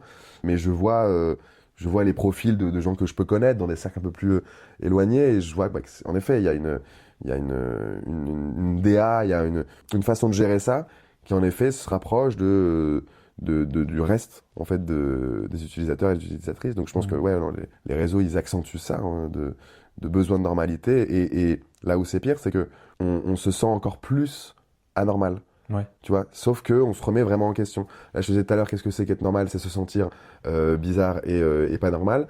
C'est le cas, sauf que c'est accusateur, quoi. Je pense que c'est pas facile de grandir là dans ce monde-là, dans ce monde virtuel. Tu vois, je suis très content de pas avoir 13 ans dans ce monde-là. Tu vois, je pense que d'avoir touché aux réseaux sociaux un peu plus tard. T'as vu l'essor des réseaux sociaux, du coup, vu qu'on est de la même génération. Ouais, c'est ça. D'avoir vu l'essor, mais de pas y avoir baigné complètement. Moi quand j'étais je sais pas, donc c'est pareil pour toi, mais tu vois, quand j'étais minot, quand j'étais petit en fait. Mais ouais, quand j'étais au collège, au lycée, au collège je crois que c'était Facebook qui arrivait quand j'étais en 3e, un truc comme ça. MSN. Ouais, c'est ça. Et après il y a eu Instagram et tout qui est arrivé, mais c'était il y avait pas de à l'époque sur Instagram, tu pouvais poster une photo d'un coucher de soleil retouché de fou, enfin tu mettais 1000 fils dessus, ça ressemblait même pas à ce que tu avais vu à la base. Tu avais 3 hashtags dessus et tu balançais ça et c'était bon. Aujourd'hui, ça n'existe plus. Aujourd'hui, il faut essentiellement des belles images avec des personnes qui sont belles dessus. Et je pense que quand tu es jeune et que tu remets tout en question, et surtout toi-même et ton physique, je pense que c'est très difficile. Et donc, ça te fait sentir anormal, mais pas dans le bon sens du terme. C'est pas trop mal de se sentir anormal, je crois. Quand on se rend coupable du fait d'être anormal, là, je crois que ça devient très dangereux. Et les réseaux contribuent en grande partie à ça, je pense. Même si je trouve que je me rends compte que j'ai un truc un peu de boomer les réseaux, c'est vraiment très mal. Attention. non, je pense qu'il y a aussi des trucs super sur les réseaux, mais en règle générale, je pense que ça peut être destructeur, quoi. Oui, complètement. On en a parlé tout à l'heure, mais ce qui t'a réconcilié avec ton parcours, c'est notamment d'abord tes profs qui t'ont un peu malmené, et ensuite t'as découvert justement ce parcours artistique, l'école, et c'est là que vraiment t'as gagné en légitimité. Si tu devais redéfinir la réussite aujourd'hui, ce serait quoi? Ce que c'est que la réussite? Ouais. Moi, je pense que la réussite, c'est être quelque part à un moment donné et se dire qu'on s'y trouve bien et que l'enfant qu'on était, en nous voyant à ce moment-là, serait plutôt heureux. Mais je trouve que je crois que la réussite, c'est ça. C'est se retrouver à un moment donné et se dire, en fait, là où je suis là, putain, c'est vraiment bien. J'aimerais aller encore ailleurs, mais là où je suis là maintenant, putain, c'est bien. Et je crois je crois que si l'enfant que j'étais me voyait, je crois qu'on se ferait un check, tu vois. Je crois qu'il y aurait ce truc-là. Je crois que c'est ça la réussite. Et après, ce qui est matériel, etc., je pense que ça rentre même pas en ligne de compte vraiment. Mais c'est être à un endroit et se dire qu'on y est bien. C'est plus être en phase avec toi-même, être plus épanoui, notamment. Et du coup, complètement. Par extension, être en phase avec soi-même, avoir mis les mains aussi dans le cambouis d'une thérapie, par exemple, tu vois, être allé voir quelqu'un, parler. Je crois que la réussite matérielle, moi, ça me parle pas beaucoup, quand même, parce que je viens d'un milieu modeste. Mais on a vraiment réussi quand on s'est apprivoisé soi-même, quand on est allé fouiller en soi, quand on se connaît mieux. Et donc, on n'est plus en phase. Et là, du coup, en fait, c'est peut-être aussi plus simple de faire une photo à un moment donné et se dire, en fait, là, c'est bon, c'est cool, là, en fait. Ce qui veut pas dire qu'il faut qu'on reste là, mais je crois qu'en effet, c'est ça. C'est de se trouver bien à un moment donné et s'être rencontré soi-même. Je crois qu'il y a plein de gens qui, même très âgés, se sont pas rencontrés. C'est ce que j'allais dire. Je pense que je crois que c'est très, très triste. Je crois qu'il y a prise de conscience, des fois, on l'a pas tous. Je pense que notamment, tu as l'entourage qui joue aussi. L'entourage, et puis toi personnellement, si t'es en... l'entourage, je sais que quand j'ai commencé ça aussi, t'as une démarche, en fait, t'enclenches une démarche, t'as l'initiative de ça, donc il y a aussi toi qui es en recherche de ce truc-là, mais sinon, des gens qui n'ont pas forcément un entourage pour justement les aiguiller vers ce chemin-là, des fois tu passes toute une vie, en fait... C'est l'entourage, et puis aussi ce qui t'arrive, quoi. Il y a des fois des choses qui t'arrivent, où c'est là qu'il faut toujours être à l'écoute de soi, c'est que c'est ton corps qui t'envoie des signaux, de ok, il faut faire quelque chose, il faut aller rencontrer quelqu'un et se libérer et se décharger de certaines choses, quoi. Et en effet, donc on est esclave de notre entourage, et dans le bon sens du terme parfois, et des choses qui peuvent nous arriver, mais c'est aussi qu'il faut surtout s'écouter, quoi. Je crois qu'il y a beaucoup de gens qui ont du mal à s'écouter, quoi, et donc à la fin à se rencontrer, en fait. En effet, je pense que même, je sais pas, je pense que c'est peut-être un peu plus simple pour nos générations aujourd'hui de faire ce travail-là, parce que c'est beaucoup moins, voire plus tabou, moi je trouve, d'aller voir une psy ou un psy et de faire une thérapie, tu vois, que nos grands-parents. Donc je pense qu'il y a peut-être beaucoup de nos grands-parents qui étaient peut-être au fond d'eux un peu tristes, quoi, tu vois, et qui se sont pas rencontrés et qui ont dû mettre beaucoup de choses sous le tapis, quoi. Certainement que leur idée de la réussite serait différente. Ouais, beaucoup plus matérielle que la nôtre ou que la mienne en tout cas. Mais nous, je trouve qu'on est une génération vraiment de transition. Parce qu'on a connu l'avènement des réseaux sociaux. J'aime bien dire qu'en gros, on a le meilleur des deux mondes et à la fois le pire des deux mondes parce qu'on est vraiment la génération, enfin, la transition entre les boomers et la Gen Z. Et du coup, on est vraiment pris dans les deux. C'est pour ça aussi, il y a ce truc-là de, on se met la pression, mais à la fois, on a envie de sortir de ce carcan-là en allant faire des thérapies, etc. On est vraiment mélangé entre les deux, je trouve. Mais je suis d'accord, en même temps, je me demande si toutes les générations n'ont pas le sentiment très sincère d'être dans un entre-deux. Parce que tu vois, les générations d'avant, il y a eu Internet est arrivé, et mine de rien, en fait, le passage de l'époque à pas Internet et l'époque à Internet, en fait, c'est un truc de fou. Et avant, il y a aussi le déplacement, tu vois, il y a l'industrie, tu vois. Je me demande si on n'est pas juste condamné à être toujours dans une phase de transition, enfin si l'être humain n'est pas condamné à se sentir toujours dans une phase de transition. Être entre deux mondes. Dans un entre-deux, ballotté, et devoir en faire quelque chose, quoi. Enfin, je sais pas, j'ai l'impression que y a un peu de ça, parce que les générations d'après, ça va être pareil, je pense, tu vois. Avec l'effondrement climatique, avec tout ce qui va se développer encore plus dans les technologies, je pense qu'il va y avoir beaucoup de générations qui vont se sentir en transition. Et après, c'est qu'est-ce qu'on en fait, quoi. Et en effet, il y a un endroit, je pense que là, aujourd'hui, c'est peut-être plus simple, ce truc de transition, de ballottement, on se questionne, c'est plus simple de l'assumer, parce que, encore une fois, il n'y a pas que ça, mais encore une fois, faire une thérapie aujourd'hui, je crois que c'est... En tout cas, dans les milieux dans lesquels je suis, c'est quelque chose qui est pas tabou du tout. Qui est même d'ailleurs plutôt un motif de « Waouh, trop bien, tu fais ça. Trop cool. » Tu vois, c'est plus valorisant, je crois, et valorisé, du coup. Et pour rebondir à ce que tu dis à l'instant, est-ce que tu as un conseil à donner à quelqu'un qui se sent en échec scolaire aujourd'hui? Si toi, tu te parlais à mini Arthur, tu vois, typiquement. Young Arthur. Si tu te faisais toi, en tant qu'adulte, tu te rencontres là, gamin à cette époque-là, est-ce qu'il y a des choses que tu aimerais lui dire pour relativiser, pour lui dire ça va aller Si je devais parler au jeune Arthur, je lui dirais de croire en la vie, déjà, en règle générale. De croire au chemin, d'essayer de percevoir que y a une vie après l'école. Il y a une vie qu'on choisit. Tout ne s'arrête pas à l'école, quoi. Tout ne s'arrête pas à l'école. Il y a une vie qu'on choisit. Il faut cultiver sa richesse. Peut-être que là, il y a une espèce d'iceberg de gros blocs qui est l'échec scolaire, mais qu'à côté, il y a énormément d'autres richesses qui sont finalement, en fait, parfois plus importantes dans la vie que simplement une réussite scolaire. Et ouais, je vous dirais de croire, de continuer à croire et de continuer à rêver, surtout. Garder son esprit d'enfant. Exactement, garder son esprit d'enfant. Je me fais à chaque fois un petit rappel. Ouais, je comprends. Moi, je crois que j'ai pas un truc qui était pareil. L'enfance, enfin alors si, mais dans le rapport au jeu et au rire et aux discussions, je crois que j'ai gardé ça quand même beaucoup, quoi. Moi, c'est plus l'aspect, tu vois, l'émerveillement de... Ça va être hyper artsy, vraiment.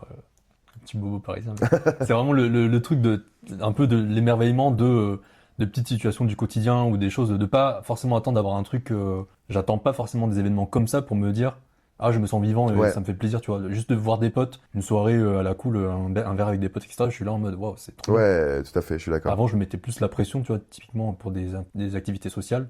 Maintenant, je suis plus, je profite un peu de chaque moment et des petits moments de bonheur, tu vois. Non, bien sûr, mais ça fait vraiment du bien au moral aussi. Totalement. Puis on est pas attendre de courir après quelque chose que, des fois t'as pas le temps, il y a la vie qui fait que tu peux pas. Ouais, puis c'est une vraie, enfin je veux dire, moi je trouve que les moments souvent les plus beaux que tu passes dans une année, au-delà d'un voyage que tu as pu faire, en règle générale, c'est des moments avec des proches, des très proches. C'est des moments de rire, c'est des grandes discussions, c'est des gens qui se confient, c'est toi qui te confies à quelqu'un ou à quelques-uns. Et souvent, c'est dans des contextes qui sont très simples. Tu vois, évidemment, sur une année, quand tu vas faire un voyage de 2 semaines, 1 mois, évidemment, comme c'est quelque chose qui est très unique, tu le gardes en tête, mais en fait, les grands moments d'une année, c'est surtout des moments avec des amis, avec de la famille, qui sont dans des contextes en fait tout simples, en fait, tu vois. C'est dans un bar, c'est chez quelqu'un, et en fait, c'est souvent les meilleurs moments, quoi. Ce sont les moments très humains, quoi. Moi, j'aime bien dire de créer ou de renouer du lien. Ouais, bien sûr, tout à fait. C'est un peu ce que j'essaie de faire avec le podcast, justement. Même d'échanger, en fait. Moi, j'aime bien la notion d'échange, quoi, tu complètement. Je suis d'accord. On donne, on récupère et on donne aussi sans attendre. Mais je comprends complètement. Ouais.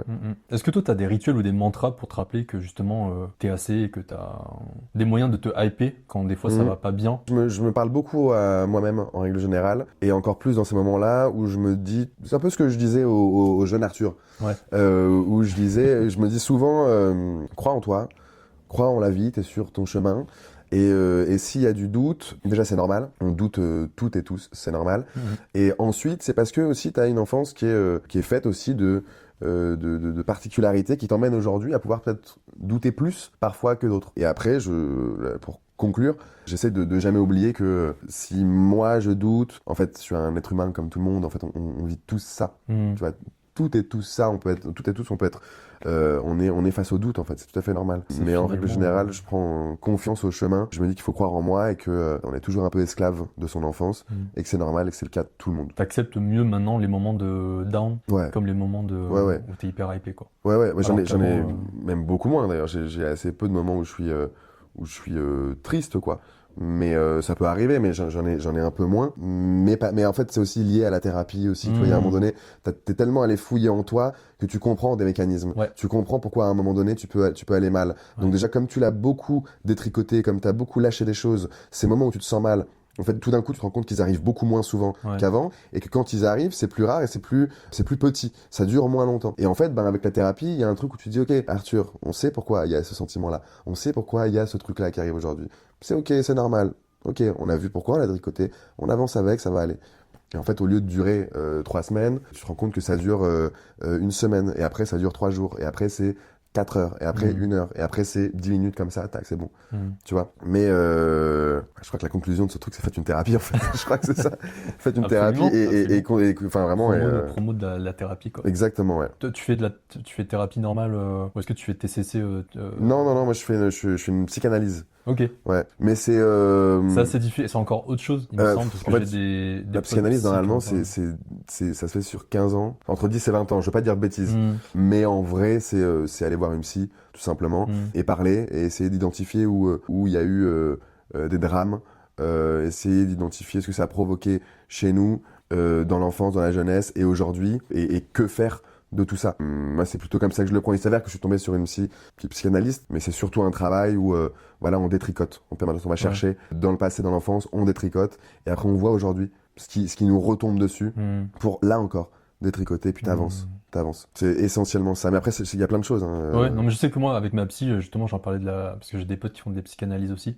C'est un peu le truc un peu controversé, ça. Chacun a son mot. Ouais. Ma psy, elle aime pas trop ce truc-là. Après ça c'est vraiment il y a aucun problème non mais pareil avec les uns fonctionne pas forcément il faut juste trouver un truc qui te plaît effectivement il y a la notion de psychothérapie. Moi c'est vrai que moi avec ma psy c'est plus psychothérapie. Effectivement j'ai des potes aussi c'est psychanalyse et ça c'est autre chose. Alors j'ai pas la notion de différence en tête là tout de suite mais pareil j'aurais pas mais il y a ces deux notions là qui sont pareil j'aurais pas la différence. Après je pense qu'il faut surtout trouver quelqu'un qui nous correspond et que c'est en plus ok de. Parce que souvent, quand on dit ce truc de faites une thérapie, allez voir quelqu'un, en fait, ça suscite dans l'esprit un truc très cinématographique de ok, ça y est, je m'y suis mis, je vais voir une psy ou un psy, et cette personne-là, elle est top tout de suite, ça y est, c'est parti, dans 2 ans, ça va mieux. Alors qu'en fait, en règle générale, tu ne trouves pas un psy ou une psy tout de suite. La première personne que tu trouves, en règle générale, c'est pas forcément la meilleure. Donc il faut en changer, et il faut raconter son histoire à quelqu'un de nouveau. C'est ok de changer, et c'est ok que ça prenne du temps, et c'est ok aussi en plus d'en voir toute sa vie en fait, tu vois.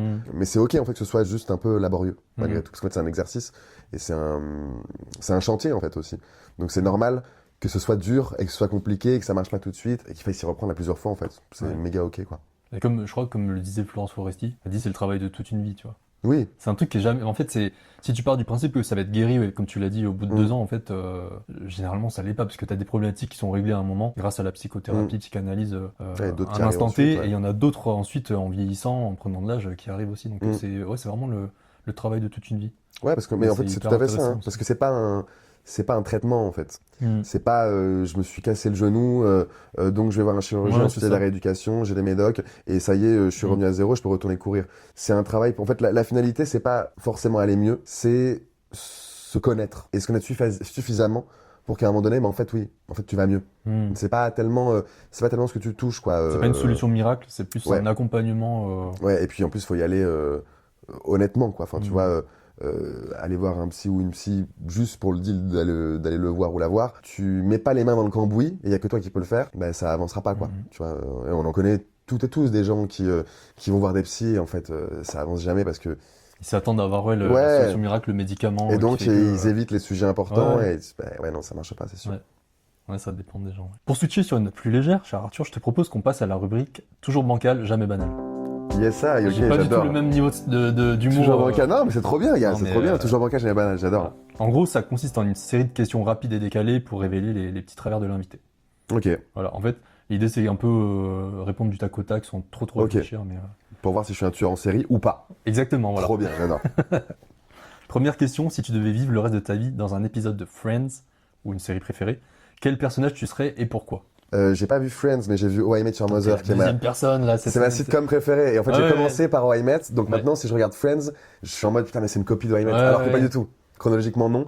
Mais c'est une série préférée parce que là, je sens que Friends, je l'ai pris je me dis, il y a quand même beaucoup de monde qui connaît, mais en mode base, tout le monde connaît. Voilà, mais pas forcément. Et donc, il y a assez peu de gens enfin non, il y a moins de gens maintenant, tu trouves, qui connaissent Friends? Bah là, dernier épisode que j'ai enregistré, du coup, avec un créateur de contenu, c'était pareil, Friends, je regarde pas. Ok, d'accord. Je regardais pas trop la télé non plus. Ah oui, ok, d'accord. Non, donc How I Met. Et quel personnage je prendrais, c'est ça? Ouais, lequel te correspondrait plus? Je dirais Ted Mosby, le personnage principal, en omettant les quelques dernières saisons où il devient chiant, il devient pathétique, il est insupportable. J'allais dire... En fait, c'est que à partir de la moitié de la saison, tu regardes How I Met pour tous les autres personnages. Je l'ai vu il y a longtemps, j'ai plus trop de mémoire, mais il me semble qu'il y a des moments où il était un peu... vers la fin de la série, il est pathétique, quoi. Vraiment, il est dans tous ses travers. Enfin, vraiment, il est méga relou, quoi. Mais dans les premières saisons, ce que j'aime chez lui, c'est que c'est un amoureux, c'est que c'est un passionné, et c'est quelqu'un qui cherche à aimer et à être aimé. Et il cherche à aimer encore plus qu'à être aimé, je crois. Et je trouve que c'est très pur et je crois que ça me ressemble pas mal, quoi. Bah, par rapport à ce que tu disais au début, par rapport à ta personnalité, ouais, complètement. Je pense que ça me correspond, ouais. Ouais, de ouf. Mais re-regarde How I Met, c'est génial. Je crois que t'allais dire le personnage, là, le serial lover, là. Ah, Barney. Non, mais il est problématique, Barney. Il est méga problématique. Non. Après, bah, chacun, c'est pas... Mais non, je l'ai... Non, d'ailleurs, parce que j'ai vu 5 fois la série. Beaucoup de temps à perdre. Non. et je l'ai revu l'année dernière et j'étais en mode, putain, Barney, vraiment, rien n'est ok dans tout ça. Ça a mal vieilli, tu penses? Ouais, il y a des trucs qui sont problématiques. Déjà, tous les comportements de Barney sont problématiques. Parce qu'il ghoste les femmes, il leur ment pour coucher avec elles, les misogynes, il met les femmes en compétition, enfin je veux dire, tout dans ce qu'il fait est problématique, et même, mais ça je m'en souvenais, mais même Ted le devient aussi un peu parfois. Et ça j'avais oublié, mais vers la moitié de la série, en fait, tu te rends compte que ça aurait pas dû durer si longtemps. Les scénaristes auraient dû couper un peu avant, en fait, dans la série, et que là, juste, c'est trop long et les personnages deviennent juste la caricature d'eux-mêmes. Et donc, forcément, dans ces moments-là, tu fais un peu des conneries. Et puis, il y a quand même pas mal de vannes misogynes et, je sais pas, il y a aussi une promotion de la femme obligée dans la façon de filmer le truc, et je pense que ça pourrait exister aujourd'hui parce que, mine de rien, quand même, le propos de la série, il est toujours intéressant et ça en fait pas une série problématique, hein, loin de là, ou à cancel, hein. Mais je pense que ça sortait aujourd'hui, on se dirait, putain, pas sûr, quoi. Pas sûr, quoi. Mais Barney, pour le coup, est vraiment problématique, quoi. Mais l'acteur qui joue Barney est top. Quel est le bruit ou le son qui te fait instantanément perdre ton calme? Par exemple, quelqu'un qui mâche bruyamment, une alarme de réveil, klaxon de voiture. Putain, c'est les perceuses à 8h du matin. C'est vraiment un truc, les gars. On sent que tu l'as vécu. Mais dans ma vie, il y en a eu tellement, des perceuses à 8h du matin. Ouais. Encore ce matin, là, d'ailleurs. Il y a un petit truc de perceuse, je sais pas où, dans l'immeuble, quelqu'un fait ça. Et je crois que c'est le truc qui m'énerve le plus au monde. Ça, c'est Paris, Arthur. Mais de partout, gars.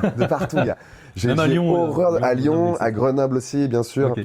Non, je déteste ça. Il y a 2 choses que je déteste dans la vie. C'est les gens qui marchent lentement sur les trottoirs. Ça, vraiment, ça me dégomme, gars. C'est vraiment le move de Paris. Gars, j'ai horreur de ça. J'ai envie de pousser les gens. Arrêtez de nous vomir votre lenteur. J'en supplie. Et les bruits de perceuse à 8h du matin. Je déteste ça. Ça me rend fou. Mais est-ce que t'as une malédiction qui te suit? Parce que... Gars, vous avez pas l'impression que c'est un truc commun, ça? Moi, les bruits de perceuse, genre, je te dis pas tous les jours, mais genre, ouais, je pense, une fois par mois, je dois entendre à un moment donné un bruit de perceuse, quoi. Ok. Je pense qu'il y a un trauma là, il y a un truc à faire. Je sais pas, ouais. Ou les travaux en règle générale aussi, à 8h du matin. Le bruit des travaux en général. Ça m'en fout. Ah ouais, ça m'en rend dingue, je déteste ça. Je vois. Si ton histoire était un film, quel en serait le titre et qui jouerait ton rôle? Wow. Là, on te donne, allez, tiens, Arthur, t'as tel budget. Ouais, je pense que, alors déjà, si c'était un film... Le titre du film et l'acteur qui joue ton rôle en perso principal. Super dur. Les gens réussissent à répondre du tac au tac à cette question-là? Il y a un peu de réflexion. Mais, ouais. C'était pour voir si t'étais un psychopathe ou pas, du coup. C'est ça.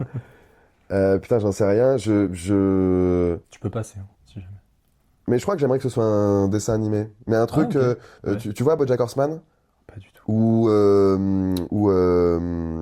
Putain, c'est au même niveau que BoJack Horseman, c'est Rick et Tom Morty. Jerry. Non, mais tu vois un truc avec Rick et Morty. Ouais, tu vois le ton qu'ils ont, oui. Un peu les décalé, dessins, un peu, ouais. à la fois les dessins et le ton qui est un peu satirique, décalé, tu vois. Et j'aime bien leur façon de parfois raconter des trucs très tristes, de t'emmener dans des moments très tristes et de te récupérer avec des trucs hyper drôles. Et je pense que si on faisait un film de ma vie, j'aimerais bien que ce soit un truc comme BoJack Horseman, donc pour ceux qui ont la ref, ou Rick et Morty, un truc qui est à la fois satirique et en même temps qui est capable de rentrer dans le très deep. Est-ce que tu l'as aussi, par exemple, tu vois, les Simpsons, j'y pense? Est-ce qu'il y a un peu ce côté-là ou pas? Ouais, exact. Sauf que c'est plus réussi chez Rick et Morty et BoJack Horseman, parce qu'ils sont en fait, tu sens que c'est des gens qui ont vu South Park, qui ont vu American Dad, qui ont vu les Simpsons et qui sont arrivés avec un truc, ok, on va être encore plus grinçant que eux. Mais bien sûr, Simpsons, quand j'étais gamin, évidemment, quoi. Et donc, je sais pas, comme il faudrait que ce soit une voix, parce que ce serait ma voix, je pense. Ouais, ce serait ta voix, je pense. Ouais. Comme je suis mégalo à fond. Voilà, un acteur je joue mon propre personnage. Arthur Ravix, là, c'est un nom qui va revenir de plus en plus, là. Hyper intéressant. Quel est le film ou la série que tout le monde adore mais que tu détestes en secret? Ah, waouh, plein. Je pense à une, je me dis, si tu la sors. Le club Sagittaire, là. Un truc que tout... C'est vrai qu'on a le club. Attends, un truc... Quelle série, là, les gens kiffent en ce moment? Récente ou pas forcément. Ouais. J'ai toujours eu du mal avec... Ah, putain, La Casa de Papel. Ok, ça va. J'allais dire Game of Thrones, mais... Game of Thrones, tu l'aurais pas... En fait, j'ai comme beaucoup de gens, j'ai pas accroché aux 2 premiers épisodes. Ok. Et donc, j'ai complètement lâché. Ouais, je comprends. Et en règle générale, je crois que je regarde pas trop les séries qui sont méga aimées par tout le monde. Ok. Ouais, s'il y a un truc méga hype, je vais le regarder X années après, quoi. Toi, t'es un peu le mec... Je suis à contre-courant, gars. De niche. Là, je viens de commencer Plus belle la vie, vu que ça se terminait, qu'il n'y a plus personne qui t'aime. Là, je me lance dedans. Allez. Mais ouais, non, Casa de Papel, parce que vraiment, je comprenais pas la hype et tout, je comprenais pas. Du début à la fin, l'histoire, elle te parlait pas du tout. Ça t'a même pas titillé, quoi. J'étais content de voir un truc hispanophone. Ouais. Parce que à l'époque, c'était quand même un peu rare, quoi. Ouais. Enfin, en tout cas, dans ce que je connais. Mais j'étais en mode, ouais, non, en braco et tout, il y a des tels trucs qui ont l'air tellement mieux que ça que. Non.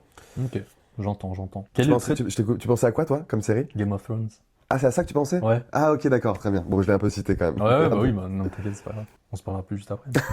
Quel est le trait de caractère que tu détestes chez les autres, mais que tu as aussi? Pour pimenter un peu. Que je déteste chez les autres, mais que j'ai aussi. Putain, c'est une très bonne question. Ça. La question est très bonne, je veux dire. Merci. Un truc qui t'horripile, hormis les gens qui marchent lentement. Parce que je marche pas lentement, en plus, ce qui est terrible. Un truc qui m'horripile, je dirais peut-être l'ego. Ok. Ouais, c'est un truc qui peut m'agacer un peu chez les gens, parfois. Alors que moi, j'en ai et que je m'accepte avec ça. Ouais. Donc, j'allais dire surtout en métier d'artiste. Oui. Et moi, je pense qu'il faut... Enfin, je pense qu'on en a tous, mais je pense qu'il en faut aussi pour monter sur scène et pour avoir la lumière sur soi aussi. Mais... Bah oui, c'est pas forcément une mauvaise chose. Hein, mais moi, je pense que c'est très bien d'avoir de l'ego. Je pense que c'est très bien d'avoir de l'ego. Je dis pas, c'est pas une mauvaise chose du tout. Ouais. Je le dis comme ça. Mais pareil, pour moi, là-bas, c'est même pas un truc négatif. Je pense que c'est très bien d'avoir de l'ego. Il faut en avoir parce que ça évite plein de situations délicates et pénibles. Mais en effet, quand tu veux monter sur scène et être le seul ou la seule à prendre la lumière, c'est qu'il y a une question d'ego qui est un peu développée, quoi. Et je crois que c'est un truc qui peut m'énerver chez les gens. Ça peut m'énerver. Mais parce que du coup, ça peut provoquer de la suffisance, de la prétention et de la condescendance. Okay. Mais en règle générale, j'essaie de pas être ce que j'aime pas chez les gens. Donc c'est le seul truc que je pourrais ne pas aimer chez quelqu'un. Mais sinon, en règle générale, je fais vraiment l'effort dans la vie de pas être ce que j'aime pas chez les autres, quoi. Donc il n'y a pas grand chose que j'ai qui m'énerve chez les autres. Putain, t'es un mec bien, toi. Quand on va faire un album, ça va être... Il y a tellement de rêves qu'on va vraiment le faire.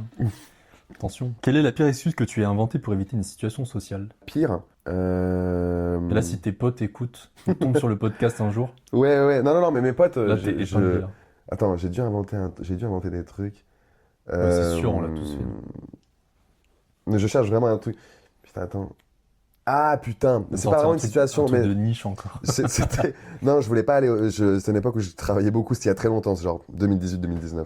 Je bossais dans un resto et tout, je voulais pas y aller vraiment. Je bossais tous les week-ends, j'en pouvais plus. J'en avais marre vraiment. Et en plus, j'avais des patrons qui étaient horribles. J'étais putain, j'ai pas envie de les voir là. Et j'ai inventé un mort dans ma famille. mais j'ai vraiment inventé. J'ai dit voilà, mon oncle est mort d'un accident de moto ce week-end. Okay. Il est mort sur la bretelle de la A8. Et j'ai donné tous les détails du truc, quoi. Tu sais que quand tu donnes beaucoup de détails, justement, c'est que... Et ouais, en plus, c'est un truc de menteur, quoi. Ouais. Et en fait, le truc, c'est quand tu parles d'un mort comme ça et que t'arrives avec la mine déconfite, quasiment les larmes au bord des yeux, en fait, les gens sont en mode, on peut pas le traiter de menteur, parce que si vraiment son oncle est mort, mais on est des monstres de remettre en question le truc. Ouais, puis t'es acteur aussi, quoi. Et en plus, c'était mon taf. Donc j'étais en mode, bon, allez, j'ai bien le droit d'utiliser ça. Ouais, et je pense que... Et César, là, un petit Oscar, là, pas loin, là. J'ai beaucoup regretté d'avoir fait ça. Ok. Parce que j'ai fait mourir quelqu'un, c'est pas quelqu'un d'imaginaire, mais bon, c'est quelqu'un d'imaginaire, bon, c'est quand même... c'est un peu nul, en vrai. C'est un peu... J'aurais pu juste faire semblant d'être malade et poser un arrêt, en fait. J'aurais pu faire ça, tu vois. Le mec, c'est un scénario incroyable. J'étais tellement angoissé, je suis angoissé dans un live, gars. Donc évidemment, je me suis dit, putain, je peux pas poser un arrêt, faut que j'invente un mort. Je crois que c'est le pire truc. Drôle et un peu triste. C'est un peu glauque aussi. Ouais, c'est le pire truc, je crois. Ok. Tu préfères être toujours en retard de 5 minutes ou toujours 1 heure en avance? J'adorerais être 1 heure en avance, mais toute ma vie, c'est être en retard. Je suis tout le temps en retard, gars. Je sais pas être à l'heure, c'est terrible. Est-ce que c'est tous les Sagittaires qui sont comme ça? J'aimerais bien avoir Je pense qu'il y a un truc. Ouais. Là, j'ai vu, c'est drôle qu'on parle de ça. Cette semaine, j'ai vu une étude, je sais pas si c'est sorti là, mais en tout cas, je l'ai vu sur un média, qui énumérait les profils de retardataires. Okay. Et je crois qu'il y a un truc comme 4 ou 5 profils. Et l'un des profils les plus courants, et moi, c'est le mien, et aussi parce que je suis Sagittaire, et c'est peut-être ton cas, c'est les éternels optimistes. C'est-à-dire que il faut partir dans 20 minutes, mais il reste la vaisselle à faire, remplir les impôts, se réconcilier avec son père et inventer un remède contre le cancer. On se dit en 20 minutes c'est jouable, on le fait. Évidemment, on part 3 heures après. Tu vois. Putain, ouais, je crois. Et moi, je suis comme ça. Je me dis, mais en fait, c'est sûr que j'aurai le temps, c'est bon, ça passe. Et les Sagittaires, je crois qu'on est de nature très optimiste. Ok. Je pense qu'il y a un peu de ça, en vrai. Okay. Est-ce que tu y crois vraiment au truc du signe astro? Moi, j'y crois sans y croire. Ouais, c'est ça. Ouais, ça me fait un peu. Je sais pas. J'aime bien. Pareil, ça me fait sourire. Je trouve ça très touchant. Et en même temps, je trouve que c'est un peu marrant d'essayer de trouver des points de connivence avec des gens. Plus, tu vois, c'est en plus un bon moyen de briser la glace. Mais je connais des gens qui sont Sagittaires qui n'ont rien des Sagittaires. Et jamais je ferai un choix dans ma vie par rapport à un signe astro ou quoi. J'ai jamais dit d'horoscope. Tu choisis pas tes amis en fonction de leur signe astro? Je le fais plus. Ah putain. Non. Non, je le fais pas, j'ai jamais fait. Mais toi, tu rentres, toi, tu sors, toi, tu rentres, toi, tu sors. Mais je sais pas, toi, tu lis des... Comment ça s'appelle l'horoscope. L'horoscope, voilà, merci. J'ai jamais fait ça, je crois, de ma vie, quoi. Ah, plus jeune, mais pour rigoler. Mais vraiment, c'était toujours sur... Ouais, en second degré. Moi, c'est en millième degré, tu vois. Parce que ça me fait rire, parce qu'il y a des traits de personnalité qui ressortent. C'est toujours des trucs génériques, du coup, tu t'y retrouves. Oui, c'est jamais bien dans sûr. un truc. Et je juge pas du tout les personnes. Pareil. Les personnes qui sont hyper avisées sur ces sujets-là. Non, c'est oui, puis c'est une foi. Mais ouais, non, moi je le prends vraiment. Moi, ça me fait sourire. Enfin, ouais, moi j'aime assez. Je suis d'accord. Quoi. Ok, très bien. Gros débat là cette fois-ci. Ok. Attention. Pain au chocolat ou chocolatine? Pain au chocolat tous les jours, gars. Pain au chocolat tous les jours. Attends, à Paris, on dit pain au chocolat ou chocolatine? Il paraît qu'on dit chocolatine, mais à Paris, il n'y a pas beaucoup de Parisiens et de Parisiennes de naissance. C'est beaucoup. C'est plus dans le sud-est, sud-ouest qu'on dit ça? Chocolatine? Ouais, je crois. Je crois que c'est ça. Je crois que c'est le sud. Je crois qu'il y a le sud et Paris où il dit chocolatine. Trop bizarre. Ouais, genre et je sais pas, mais chocolatine, ça paraît trop bizarre maintenant de dire ça. Mais je crois que j'ai jamais rencontré quelqu'un qui dit chocolatine. Okay. Toi, tu dis chocolatine? Non. Ah oui, ah d'accord, je crois que tu dis ça. Alors, gars, c'est chocolatine. La scission là. Ah ouais, non, c'est pain au chocolat tous les jours. Non, j'ai toujours dit pain au chocolat. Non, mais ouais, pareil. Même dans le sud, étant dans le sud, on m'a mal regardé, etc. Mais j'ai dit bah. Ah oui, toi, t'as croisé les gens du coup qui disent chocolatine. Ah oui, donc tu les connais ces gens-là. Ouais. Ça m'a fait rire. Mais je suis resté sur mes positions. Bien sûr, Sagittaire, gars, Sagittaire. En dehors de la norme, toujours. Toujours dans la même thématique, un peu food. Pâte carbo avec ou sans crème? Pâte carbo avec crème, je crois. En fait, j'aime toutes les pâtes carbo du monde. Donc je sais pas, avec crème, j'irais peut-être. Ok. Ouais. Là, c'est là où on a une scission. Ah ouais, toi tu fais ça. Mais en même temps, je m'accommode très bien. Enfin, je suis pas du tout arrêté sur les crèmes ou pas dans les pâtes carbo. Je suis en mode. Non, mais c'est une question pour. Non, mais je sais, mais tu vois. Le mec rentre dans un débat. Non, mais attends, mec, les crèmes, c'est pas possible. Non, mais tu vois, chocolatine, pain au chocolat, j'aurais pu avoir un truc vraiment argumenté de pourquoi c'est pain au chocolat et pas chocolatine. Là, je suis en mode, je sais pas, je crois que. Non, c'est bon dans tous les cas, mais il y a un peu cette guéguerre-là. Mais c'est vrai que les Italiens, eux, les pâtes carbo, il me semble que c'est juste le jaune d'œuf, parmesan, si je me trompe pas. Ouais, c'est jaune d'œuf, parmesan. Ouais, il n'y a pas de crème du tout. Et ouais, c'est tout et lardon. C'est juste, ça me fait rire la question. Oui. Non, mais c'est très bien. Ça crée des débats. Non, mais c'est très bien. Non, en ce moment, je suis sur les pâtes avec sauce moutarde. Et ça, c'est génialissime. Là, je suis du début à la fin, toi, t'es niche, quoi. T'es là. J'ai découvert ça il y a pas si longtemps et vraiment, c'est là, toi, trop bueno. Qu'est-ce que c'est bon, putain. Branchez-vous sur les pâtes sauce moutarde. Pâtes sauce moutarde. Extraordinaire. Ah ouais. Mais comment tu mets de la crème. Ça existe de base ou c'est une invention C'est un truc connu, je crois. Ouais. Okay. Moi, j'ai découvert ça il y a pas si longtemps et j'ai découvert ça il y a même 2 ans. Au Nouvel An chez une très bonne amie et j'en ai goûté, j'étais en mode waouh, mais je veux plus manger que ça dans ma vie. Et on m'a dit mais c'est vraiment un truc très populaire, très connu. Tu sais si ça vient d'une région en particulier ou est-ce que c'est le plat de la Hesse qui a été créé Ah, je crois que c'est même pas un plat de Hesse terminé, je crois que c'est un truc qui existe comme le plat comme les pâtes sauce tomate. Ouais. C'est le truc basique. Je crois que ça se fait en 2-2 okay. et gars, c'est extraordinaire. Okay. C'est à la fois piquant et réconfortant, c'est tout ce qu'on attend de la cuisine en fait. De la chaleur et une grande teutard en même temps. Vraiment. Qu'est-ce que c'est bon ce truc. Il faut tester. Vraiment, faites-le. Sur la recommandation d'Arthur. On arrive à la fin de l'épisode. Arthur, pour conclure, est-ce que tu as 2-3 mots-clés que tu retiens de notre échange aujourd'hui? Je dirais l'écoute. De part et d'autre, ta qualité d'écoute, d'une part. Pareil pour toi.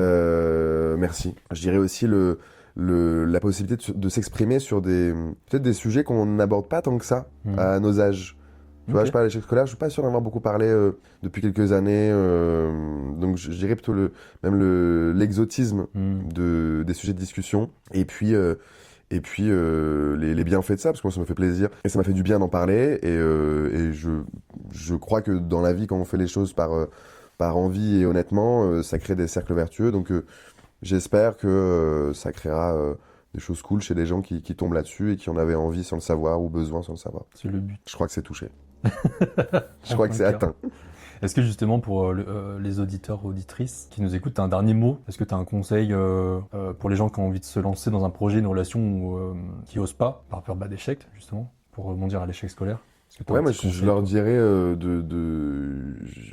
leur dirais de croire en eux tout le temps, de se faire confiance et de s'écouter, de se dire qu'on peut changer de route quand on le sent et que c'est pas grave de changer de route, que c'est pas grave d'avoir une route différente, que ça l'est beaucoup plus de passer à côté de soi. Donc qu'importe la problématique des gens et ce qu'ils traversent, faites-vous confiance, faites confiance en la vie et osez en fait. Oser, en règle générale. On n'est jamais déçu quand on ose faire quelque chose. Essayer d'avoir le moins de regrets possible. Ouais, et puis on a souvent peur de pas faire les choses. Enfin, on a peur de faire les choses, pardon, parce qu'on a peur de l'échec. Mais dans l'échec, on apprend énormément. Et il y a une phrase de Nelson Mandela, qui est vraiment la phrase de papillote de base, quoi. Mais il disait dans la vie, je ne perds jamais. Soit je gagne, soit j'apprends. Et moi, c'est un de mes mantras dans la vie. En effet, quand tu te vautres, t'apprends énormément et après, tu te revautres pas. Et c'est hyper agréable. Okay. Et ça permet d'en faire des podcasts en plus. Tu vois, si j'avais été un bête d'élève, jamais on aurait fait ce podcast. Mais voilà. C'est trop dommage. Voilà. Très très bon conseil en plus de ça. Où est-ce qu'on peut te suivre, Arthur, pour découvrir tes projets si on veut en savoir plus sur toi? Ouais, vous pouvez me suivre sur mes réseaux, mon Instagram et mon TikTok. Les deux sont les mêmes, c'est les mêmes blazes. C'est Arthur Ravix, donc ARTHUR-RAVIX. Et oui. Chez Motus, toi, t'aurais fait un perfect. Gars, ils m'ont interdit de Motus parce qu'ils savent que je suis trop bon. J'ai dit, non, gars, c'est bon, tu vas partir avec le dico et les 100 € offerts. Et voilà, et donc vous pouvez retrouver donc les contenus que je propose. Vous pouvez retrouver aussi les dates pour les comédie clubs, pour mon spectacle qui va arriver bientôt. Et que ce soit sur Instagram et TikTok, vous pouvez aussi retrouver les chroniques à la radio que je fais. Il y a souvent le lien dans ma bio, donc n'hésitez pas à aller écouter, à regarder, à liker si vous aimez. Aussi. Avec grand plaisir. Merci beaucoup. Merci à toi, Arthur. Pour ma part, vous pouvez me retrouver sur les réseaux sociaux @le club des imparfaits, Insta, TikTok, Threads, Spotify et on se... Le gars est partout. Il est encore sur Skype. Et on se dit à bientôt pour le prochain épisode. Merci encore, Arthur. Merci à toi, Rémi. D'ici là, n'oubliez pas, on rate, on rit et on recommence.